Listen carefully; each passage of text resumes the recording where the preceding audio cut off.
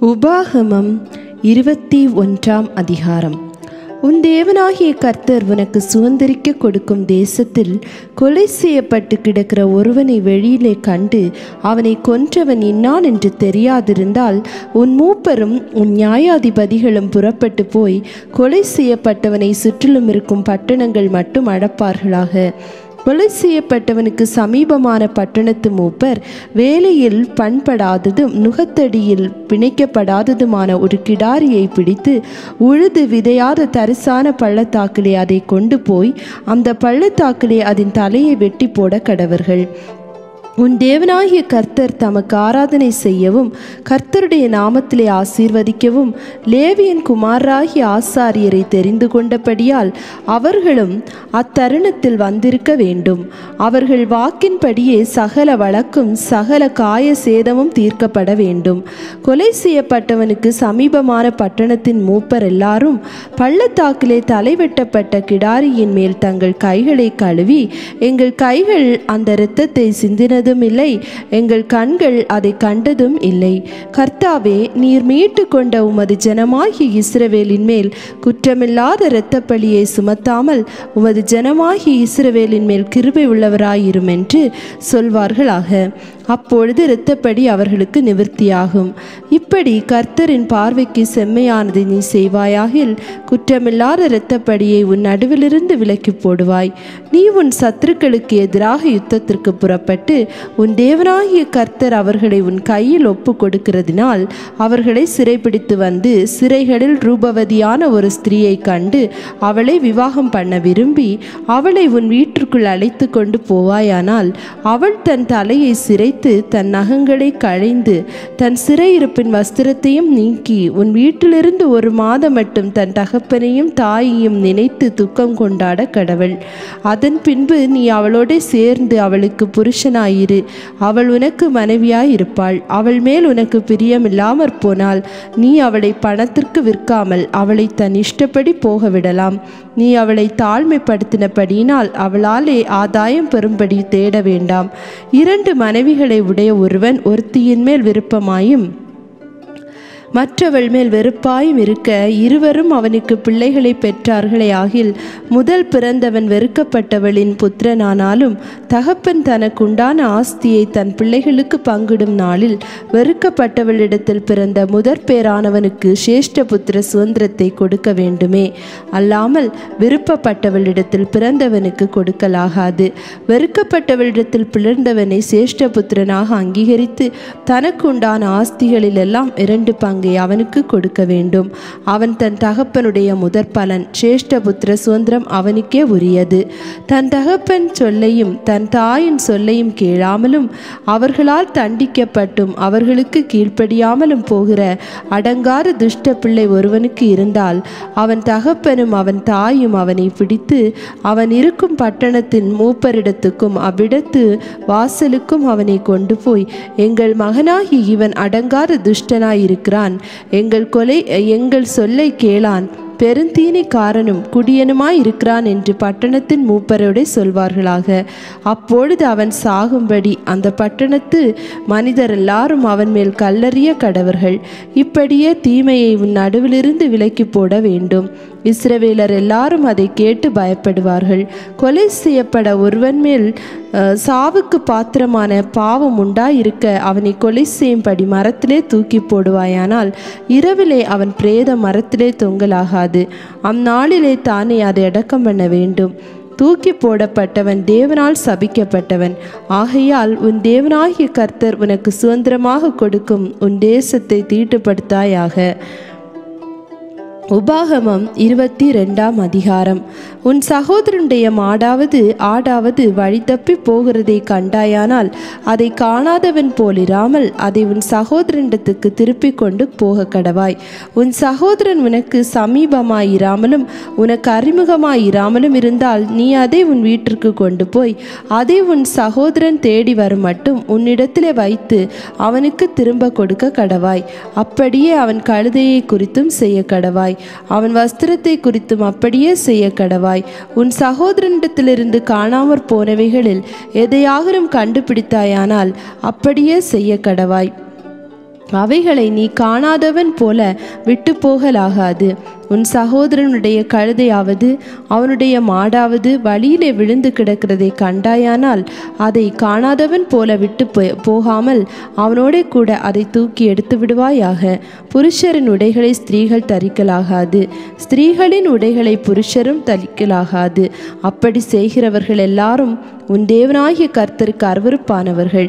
வழியருகே ஒரு மரத்திலாவது தரையிலாவது குஞ்சுகளாயினும் முட்டைகளாயினும் உள்ள ஒரு குருவிக்கூடு உனக்கு தென்படும் போது தாயானது குஞ்சுகளின் மேலாவது முட்டைகளின் மேலாவது அடைக்காத்து கொண்டிருந்தால் நீ குஞ்சுகளோட தாயையும் பிடிக்கலாகாது. தாயை போகவிட்டு குஞ்சுகளை மாத்திரம் எடுத்துக்கொள்ளலாம். அப்பொழுது நீ நன்றாயிருப்பாய், உன் நாட்களும் நீடித்திருக்கும். நீ புது வீட்டை கட்டினால் ஒருவன் உன் மெத்தையில் இருந்து விழுகிறதினால் நீ இரத்த பழியை உன் வீட்டின் மேல் சுமத்தி கொள்ளாதபடிக்கு அதற்கு கைப்பிடி சுவரை கட்ட வேண்டும். உன் திராட்சை தோட்டத்திலே பற்பலவிதமான விதையை விதைக்காயாக. இப்படி செய்தால் நீ விதைத்தவைகளின் பயிரையும் திராட்சை தோட்டத்தின் பலனையும் தீட்டுப்படுத்துவாய். மாட்டையும் கழுதையும் பிணைத்து உழாதிருப்பாயாக. ஆட்டு மயிரும் பஞ்சு நூலும் கலந்த வஸ்திரத்தை உடுத்தி கொள்ளாயாக. நீ தரித்து கொள்ளுகிற உன்மேல் சட்டையின் 4 ஓரங்களிலும் தொங்கல்களை உண்டு பண்ணுவாயாக. ஒரு ஸ்திரீயை விவாகம் பண்ணின ஒருவன் அவளிடத்தில் பிரவேசித்த பின்பு அவளை வெறுத்து, நான் இந்த ஸ்திரீயை விவாகம் பண்ணி அவளிடத்தில் சேர்ந்த போது கன்னிமையை காணவில்லை என்று அவள் மேல் அவலாதியான விசேஷங்களை சாற்றி அவளுக்கு அவதூறு உண்டாக்கினால் அந்த ஸ்திரீயின் தகப்பனும் அவள் தாயும் அவளுடைய கன்னிமையின் அடையாளத்தை பட்டணத்து வாசல் உள்ள மூப்பரிடத்தில் கொண்டு வர கடவர்கள். அங்கே அந்த பெண்ணின் தகப்பன், என் மகளை இந்த மனிதனுக்கு மனைவியாக கொடுத்தேன், இவன் அவளை வெறுத்து நான் உன் மகளிடத்தில் கன்னிமையை காணவில்லை என்று அவலாதியான விசேஷங்களை அவள் மேல் சாற்றுகிறான். என் மகளுடைய கன்னிமையின் அடையாளம் இங்கே இருக்கிறது என்று மூப்பரிடத்தில் சொல்வானாக. பின்பு பட்டணத்து மூப்பருக்கு முன்பாக அந்த வஸ்திரத்தை விரிக்க கடவர்கள்.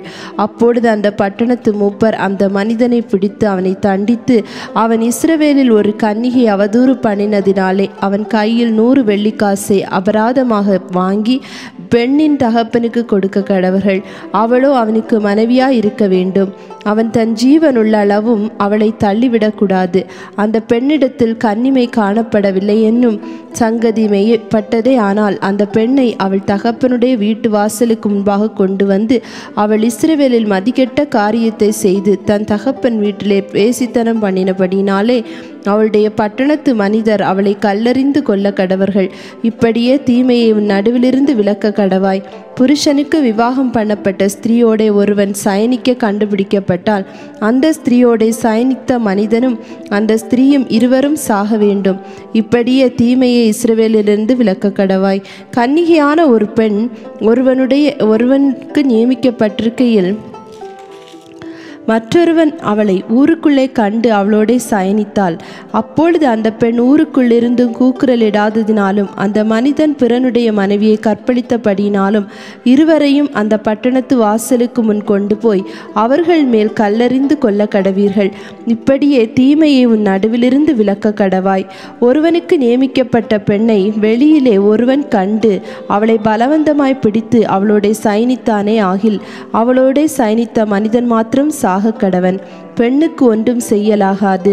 பெண்ணின் மேல் சாவுக்கு ஏதுவான குற்றமில்லை. இக்காரியம் ஒருவன் மற்றொருவன் மேல் எழும்பி அவனுடைய ஜீவனை வாங்கினது போல் இருக்கிறது.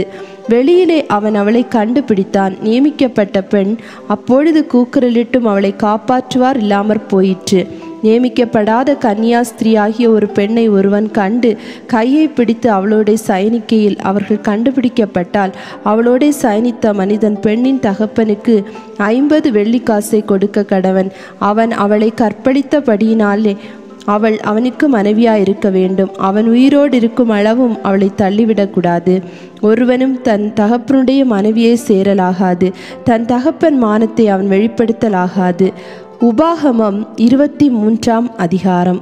விதையடிக்கப்பட்டவனும் கோசமாறப்பட்டவனும் கர்த்தருடைய சபைக்கு உட்படலாகாது.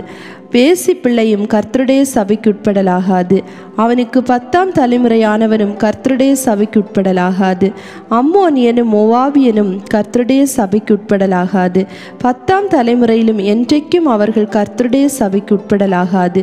நீங்கள் எகிப்திலிருந்து புறப்பட்டு வருகிற வழியிலே அவர்கள் அப்பத்தோடும் தண்ணீரோடும் உங்களுக்கு எதிர்கொண்டு வராதது நிமித்தமும் உன்னை சபிக்கும்படியாய் மெசொப்பொத்தேமியாவின் ஊராகிய பேத்தோரில் இருந்த பேயோரின் குமாரன் பிலேயாமுக்கு கூலி பேசி அவனை அழைப்பித்தது நிமித்தமும் இப்படி செய்ய வேண்டும். உன் தேவனாகிய கர்த்தர் பிலேயாமுக்கு செவி கொடுக்க சித்தமில்லாமல் உன் தேவனாகிய கர்த்தர் உன்மேல் அன்பு கூர்ந்தபடியினால் உன் தேவனாகிய கர்த்தர் அந்த சாபத்தை உனக்கு ஆசீர்வாதமாக மாற பண்ணினார். நீ உன் ஆயுசு நாட்கள் உள்ளளவும் ஒரு காலம் அவர்கள் சமாதானத்தையும் நன்மையையும் தேடாதே. ஏதோமியனை அருவருக்காயாக, அவன் உன் சகோதரன். எகிப்தியனை அருவருக்காயாக, அவன் தேசத்திலே பரதேசியாய் இருந்தாய். 3ஆம் தலைமுறையில் அவர்களுக்கு பிறந்த பிள்ளைகள் கர்த்தருடைய சபைக்குட்படலாம். நீ படையெடுத்து உன் சத்துருக்களுக்கு விரோதமாய் புறப்படும் போது தீதான காரியங்கள் எல்லாவற்றிற்கும் விலகி இருப்பாயாக. ராக்காரத்தில் சம்பவித்த தீட்டினாலே அசுத்தமாய் இருக்கிற ஒருவன் உங்களில் இருந்தால் அவன் பாளையத்திற்கு வெளியே போய் பாளையத்திற்குள் வராமல் சாயங்காலத்திலே ஜலத்தில் ஸ்நானம் பண்ணி சூரியன் அஸ்தமிக்கும் போது பாளையத்திற்குள் வரக்கடவன். நீ வெளிக்கு போயிருக்கத்தக்க இடம் பாளையத்திற்கு புறம்பே இருக்க வேண்டும். உன் ஆயுதங்களோட ஒரு சிறுகோலும் உன்னிடத்தில் இருக்க கடவது. நீ மலஜலாதிக்கு போகும்போது அதனால் மண்ணை தோண்டி மலஜலாதிலிருந்து கழிந்து போனதை மூடி போட கடவாய். உன் தேவனாகிய கர்த்தர் உன்னை ரட்சிக்கவும் உன் சத்துருக்களை உனக்கு ஒப்பு கொடுக்கவும் உன் பாளையத்திற்குள்ளே உலாவிக் கொண்டிருக்கிறார். ஆகையால் அவர் உன்னிடத்தில் அசிசியான காரியத்தை கண்டு உன்னை விட்டு போகாதபடிக்கு உன் பாளையம் சுத்தமாய் இருக்க கடவது. தன் எஜமானுக்கு தப்பி உன்னிடத்தில் வந்த வேலைக்காரனை அவனுடைய எஜமான் கையில் ஒப்புக்கொடாயாக. அவன் உனக்கு இருக்கிற உன் வாசல்கள் ஒன்றிலே தனக்கு சம்மதியான இடத்தை தெரிந்து கொண்டு அதிலே உன்னுடனே இருப்பானாக. அவனை ஒடுக்க வேண்டாம். இஸ்ரவேலின் குமாரத்திகளில் ஒருத்தியும் வேசியாய் இருக்கக்கூடாது. இஸ்ரவேலின் குமாரரில் ஒருவனும் ஆண் புணர்ச்சிக்காரனாய் இருக்கக்கூடாது. வேசி பணயத்தையும் நாயின் கிரயத்தையும் எந்த பொருத்தனையினால் ஆகிலும் உன் தேவனாகி கர்த்தரின் ஆலயத்திலே கொண்டு வராயாக. அவைகள் இரண்டும் உன் தேவனாகி கர்த்தருக்கு அருவருப்பானவைகள். கடனாக கொடுக்கிற பணத்துக்கும் ஆகாரத்துக்கும் கடனாக கொடுக்கிற வேறு எந்த பொருளுக்கும் உன் சகோதரன் கையில் வட்டி வாங்காயாக. அந்நியன் கையில் நீ வட்டி வாங்கலாம். நீ சுதந்திரிக்க போகிற தேசத்தில் உன் தேவனாகிய கர்த்தர் நீ கையிடும் வேலையிலெல்லாம் உன்னை ஆசீர்வதிக்கும்படி உன் சகோதரன் கையிலே வட்டி வாங்காயாக. நீ உன் தேவனாகிய கர்த்தருக்கு பொருத்தனை பண்ணியிருந்தால் அதை செலுத்த தாமதம் செய்யாதே. தேவனாகிய கர்த்தர் அதை நிச்சயமாய் உன் கையில் கேட்பார். அது உனக்கு பாவமாகும். நீ பொருத்தனை பண்ணாதிருந்தால் உன்மேல் பாவமில்லை. உன் கையினால் சொன்னதை நிறைவேற்ற வேண்டும். தேவனாகிய கர்த்தருக்கு உன் வாயினால் நீ பொருத்தனை பண்ணி சொன்ன உற்சாக பலியை செலுத்தி தீர்ப்பாயாக. நீ பிறனுடைய திராட்சை தோட்டத்தில் பிரவேசித்தால் உன் ஆசை தீர திராட்சை பழங்களை திருப்தியாக புசிக்கலாம். உன் கூடையிலே ஒன்றும் எடுத்துக்கொண்டு போகக்கூடாது. பிறனுடைய விளைச்சலில் பிரவேசித்தால் உன் கையினால் கதிர்களை கொய்யலாம். நீ அந்த விளைச்சலில் அரிவாளை இடலாகாது.